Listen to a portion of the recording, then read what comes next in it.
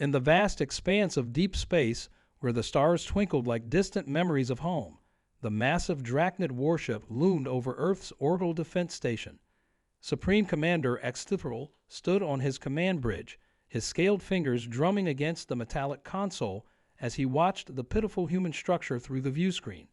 His species had conquered 17 star systems, leaving nothing but ashes and compliance in their wake. Now, these humans dared to reject their demands for surrender. "Deploy the beast," Extithral ordered, his multifaceted eyes gleaming with anticipation. The crew members around him stiffened, knowing full well what that meant. From the depths of their warships holding bay, they would release their deadliest biological weapon, a creature engineered through generations of selective breeding and genetic manipulation. Down on Earth, Lieutenant Sarah Chen sat at her desk in the North American Defense Command, monitoring deep space frequencies when the alert came through. The Drachnids had launched something toward the surface. Initial scans showed it was organic, roughly the size of a small car, and it was heading straight for downtown Seattle. "All units, we have an incoming biological weapon," Sarah broadcast across all channels, her heart racing but her voice steady. "I repeat, biological weapon incoming. This is not a drill." She watched as fighter jets scrambled to intercept, but the object was moving too fast, its trajectory too erratic. The impact shook the entire city.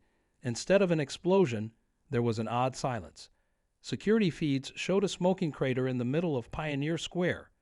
As emergency response teams approached in hazmat suits, something emerged from the dust cloud. The creature was supposed to be the apex predator of the Drachnid arsenal, with razor-sharp claws and armor-like scales. What crawled out instead made Sarah blink twice at her monitor. The genetic masterpiece of the Drachnid Empire had apparently been designed without accounting for Earth's gravity. The beast stumbled around on stubby legs, its oversized head bobbing as it tried to maintain balance. Its fearsome battle cry came out as more of a high-pitched yip, and its supposedly intimidating tail kept wagging every time it saw a human. "Commander," one of Extithral's officers reported, "the beast seems to be malfunctioning." On their screens, they watched in horror as their ultimate weapon rolled over, exposing its belly to a group of bewildered emergency responders. Sarah couldn't help but laugh as she patched through to her superior officers. "Sir, I don't think this is the doomsday weapon they intended. It's basically a space puppy." The creature had already won over the hazmat team, who were cautiously scratching behind its ears while it made happy chirping sounds. Up in orbit, Extithral's rage echoed through the command bridge. 17 star systems had fallen before them, and now their fearsome reputation was being demolished by what appeared to be an overgrown, scaly puppy that had just discovered the joy of chasing its own tail. "This is impossible," Extithral hissed, watching as humans gathered around their weapon, some even taking pictures. That creature was designed to strike terror into the hearts of our enemies. But as the scene unfolded below, it became clear that the Drachnids had made a crucial mistake. In their quest to create the ultimate biological weapon, they had accidentally engineered something else entirely. And now, as their beast happily accepted belly rubs from Earth's defenders, Extithral realized that perhaps they had severely underestimated these humans, and their own creation's capacity for finding joy in the simple things. What the Drachnid commander didn't know was that this was just the beginning of a story that would change everything, not through fear or force, but through something far more powerful and unexpected. Sarah watched in fascination as live feeds from Seattle showed their unexpected visitor adapting to Earth with surprising enthusiasm. The creature, despite its intimidating size and alien features, had the demeanor of an overexcited golden retriever. Local authorities had cordoned off the area, but maintaining a security perimeter proved challenging when their supposed threat kept trying to play fetch with the barricades. "Lieutenant Chen, Pentagon needs your preliminary assessment." Her commanding officer's voice crackled through the comm. Sarah glanced at her readings, which showed something remarkable. The creature's genetic structure was actively changing, adapting to Earth's atmosphere and gravity in real time. Whatever the Drachnids had created, it was far more sophisticated than a simple weapon. "Sir, I believe we're dealing with something unprecedented," she reported, watching as the creature discovered puddles from the morning rain. Its DNA is unlike anything we've seen before. It's not just surviving in our environment. It's thriving. She paused as the creature splashed playfully, accidentally soaking a nearby news crew. And sir, it seems to have a particular affinity for humans. Up in orbit, Supreme Commander Acithral's situation was deteriorating rapidly. The Drachnid High Council had received transmissions of their weapons' behavior, and they were not pleased. You assured us this beast would bring the humans to their knees. The Council Elder's hologram thundered. Instead, they're selling plush toys of it in their street markets. Exthral's scales paled as he watched another feed. Someone had given the creature a giant tennis ball, and it was now entertaining a crowd of thousands in a makeshift game of catch. Worse still, his own crew seemed affected. He caught several of them watching the Earth broadcasts with what could only be described as admiration. Back on Earth, Dr. James Cooper, the leading xenobiologist assigned to study the creature, made a startling discovery. These genetic markers, he explained to Sarah over a secure channel, they're not designed for aggression. The Drachnids created something that instinctively forms emotional bonds. It's literally programmed to love. Sarah's mind raced with the implications. The Drachnids had seemingly engineered the perfect weapon, just not in the way they intended. Every minute their beast spent on Earth, playing with children, helping rescue workers, and charming everyone it met, was another crack in the invaders' fearsome reputation. You realize what this means? Dr. Cooper continued, excitement evident in his voice. They've given us the key to understanding their own biology, their weaknesses, and possibly, he paused meaningfully, their capacity for change. Meanwhile, the creature had discovered television cameras. It seemed particularly fascinated by its own image, performing an array of increasingly entertaining tricks whenever it spotted a news crew. Social media was flooded with videos, memes, and passionate debates about what to name humanity's new alien friend. Exthral watched in mounting horror as his superweapon, now dubbed Cosmos by Earth's social media users, became an overnight sensation. But what truly terrified him was the change he noticed in himself.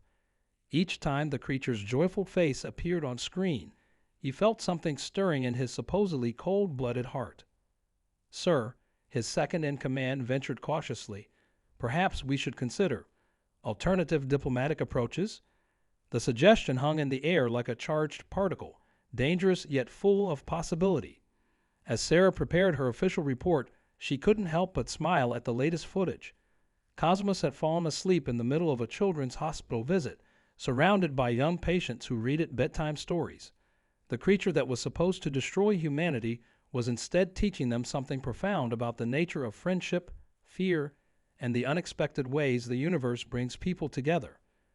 But as night fell over Seattle, no one noticed the subtle changes beginning to appear in Cosmos' genetic structure, changes that would soon reveal the true purpose behind its creation. The first sign that something was different came during Cosmos' morning walk through downtown Seattle. The creature, usually bouncing with endless energy, suddenly stopped mid-stride. Its scales, previously a muted gray, began to shimmer with bioluminescent patterns that pulsed like a heartbeat. Sarah, who had been reassigned as the primary liaison for their alien visitor, immediately noticed the change. All units, stand by, she commanded through her comm link, watching as Cosmos tilted its head toward the sky. Around them, the crowd of regular morning admirers fell silent, sensing something momentous was about to happen. The creature's normally playful eyes now held an ancient intelligence that sent shivers down Sarah's spine.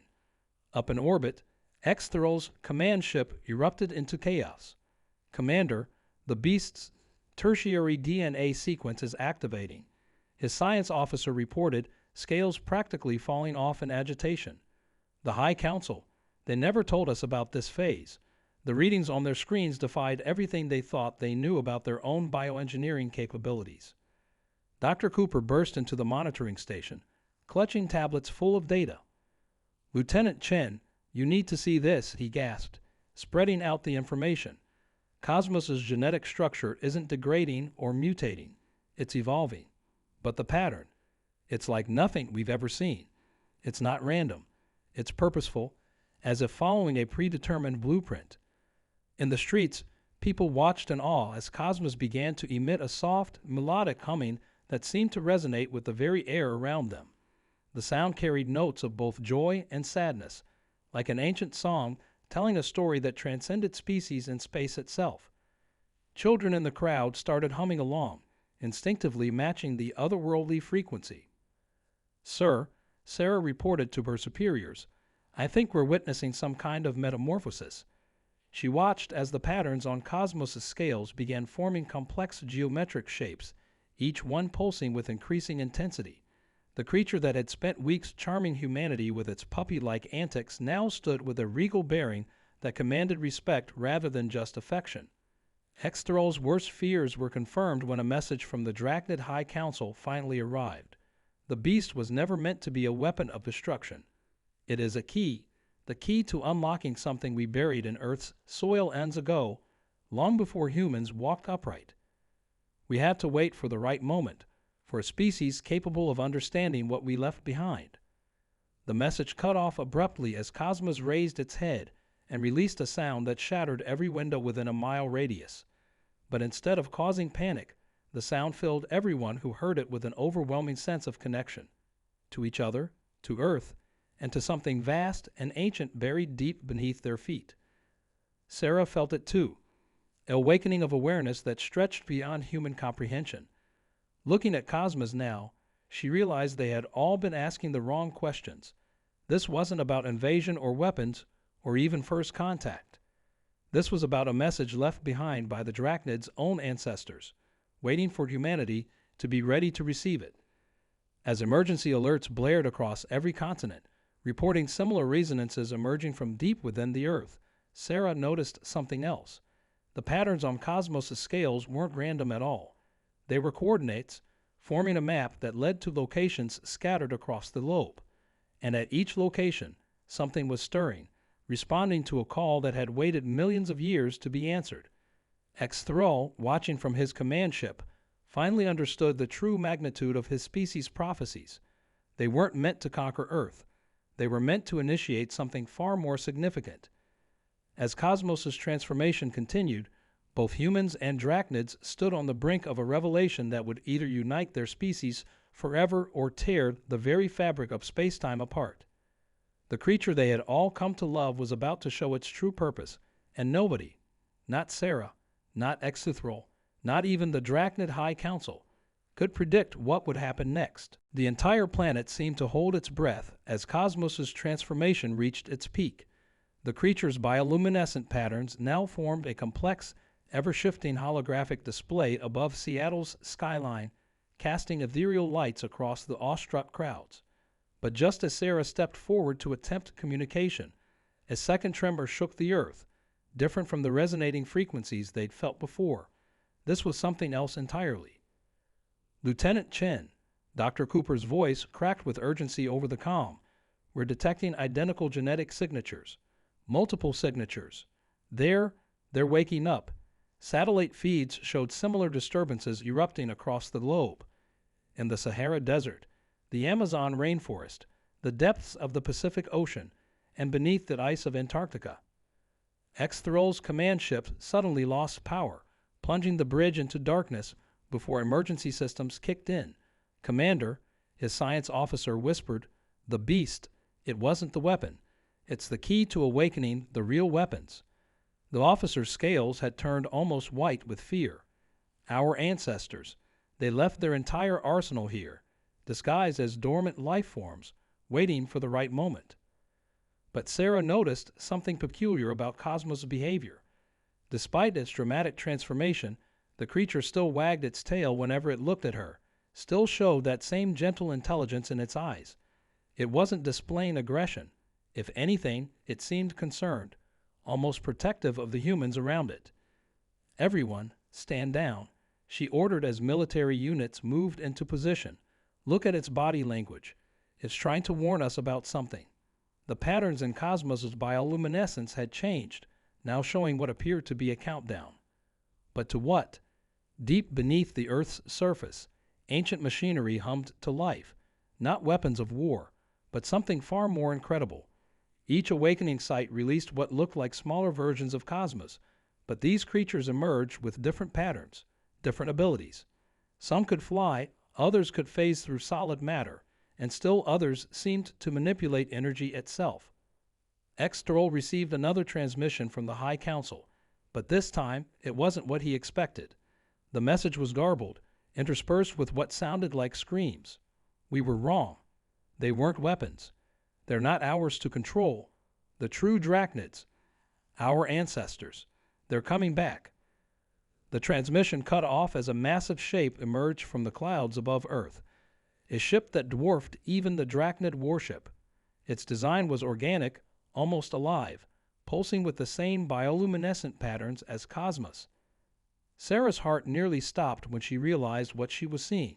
This wasn't just first contact with the Drachnids, this was first contact with something far older, far more advanced. Cosmos turned to Sarah, and for the first time it spoke, not in words, but in emotions and images projected directly into her mind. She saw flashes of an ancient civilization, one that had seeded the galaxy with life, including both humans and Drachnids. They hadn't left weapons on Earth. They'd left guardians, watchers who would awaken only when both species were ready to learn the truth about their common origin. But the images also showed something dark, a shadow that had followed these ancient beings across the stars. The countdown wasn't marking time until an invasion. It was marking time until this shadow arrived. Cosmos and its newly awakened siblings weren't weapons to be used against humanity.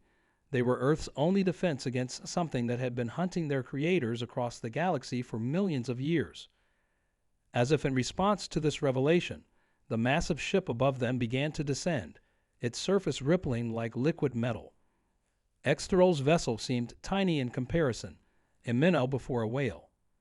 Sarah looked at Cosmos, who had moved protectively closer to the gathered humans, and realized that everything they thought they knew about their place in the universe was about to change.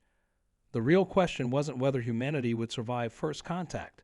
It was whether humanity and the Drachnids together could survive what was coming next. The ancient vessel descended through Earth's atmosphere with impossible grace, its surface rippling like liquid starlight. As it approached, Cosmos and its awakened siblings formed a perfect circle around Seattle, their bioluminescent patterns synchronizing into a single pulsing rhythm. The air itself seemed to vibrate with potential energy. Sarah felt a gentle nudge at her hand. Cosmos, despite its evolved form, still sought her touch like a faithful companion. Through their connection, she understood what needed to be done. X-Thrall, she broadcast to the Drachnid ship, "Your people weren't meant to be our enemies. We need to join forces. Now." The Drachnid commander, watching his ancestors' vessel approach, made a decision that would reshape the history of both species. "All weapons offline," he commanded, then did something unprecedented. He transported directly to Earth's surface, standing vulnerable before humans for the first time. The moment X-Thrall's feet touched the ground, Cosmos' light show intensified. The creature projected a series of images into both Sarah's and X-Thrall's minds simultaneously, showing them a truth that left them breathless. The shadow pursuing their creators wasn't a physical enemy, but entropy itself, the heat death of the universe approaching faster than natural law should allow. The ancient beings hadn't left weapons or simple guardians.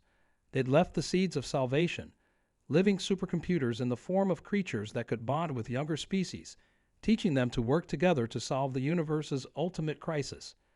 Each of Cosmos' siblings represented a piece of the solution, but they needed both human intuition and Drachnid logic to unlock their full potential. "That's why Cosmos acted like a puppy," Dr. Cooper exclaimed, finally understanding. "It needed to break down our barriers, make us trust, make us love. You can't solve the death of the universe with equations alone. You need heart." The massive ship above them opened like a blooming flower, revealing not pilots or warriors, but a vast neural network, an artificial universe where solutions could be tested without risking reality itself.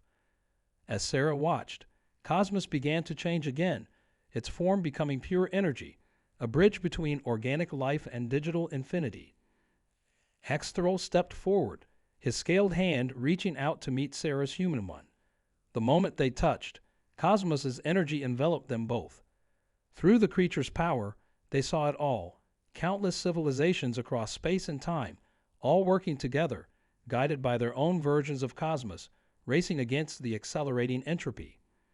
But just as victory seemed within reach, reality itself shuddered.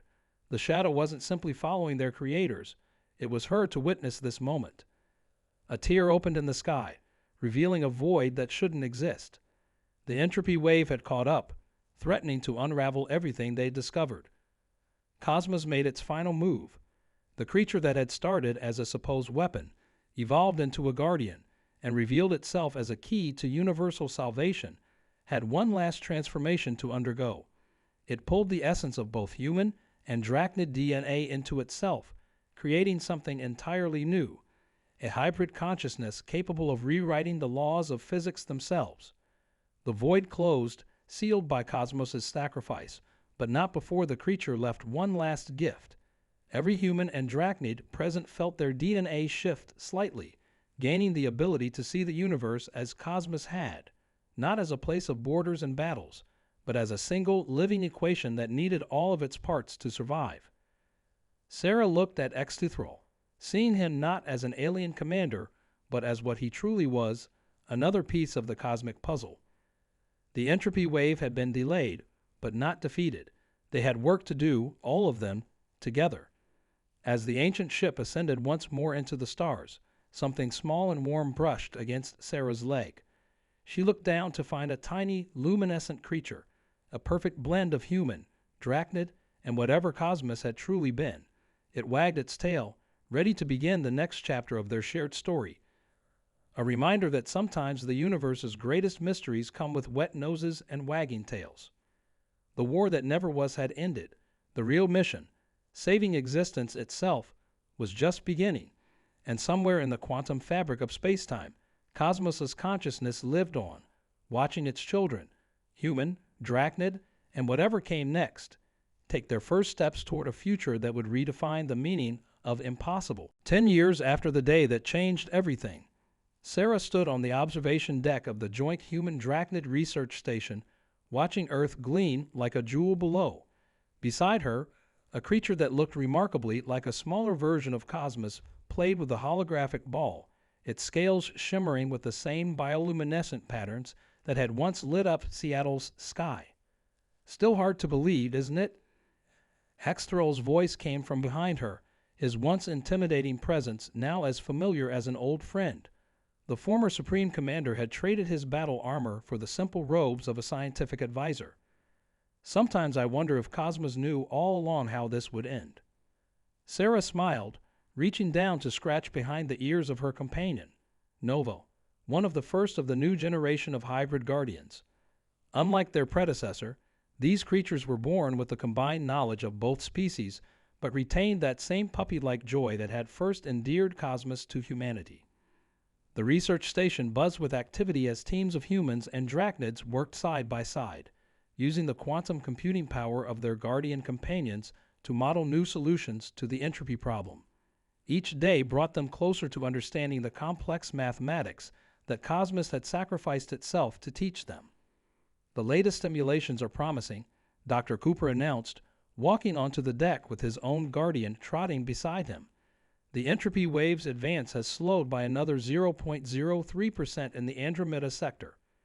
It's not much, but it's progress, Sarah finished.